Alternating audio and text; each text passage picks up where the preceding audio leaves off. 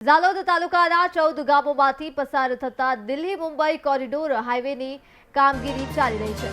તો આ જમીનો ખેડૂતને વારસાગત મળી હતી અને તેમાં ખેતી કરીને તેઓ પોતાના પરિવારનું ગુજરાન ચલાવતા હતા। તો આ જમીન પર નેશનલ કોરિડોર હાઈવે બનાવવામાં આવી રહ્યો છે, તેથી આ જમીનો જવાબદાર તંત્ર દ્વારા સસ્તા દરે ખેડૂતો પાસેથી લેવામાં આવી છે અને આ જમીનો આપ્યા બાદ ખેડૂતોને રડવાનો વારો આવે છે।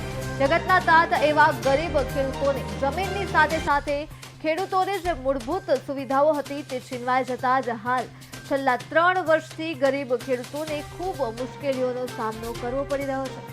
છેલ્લા 3 વર્ષથી ખેડૂતો લાયક પાણી અને રસ્તા વિના અંધકારમય જીવન જીવવા મજબૂર બન્યા છે।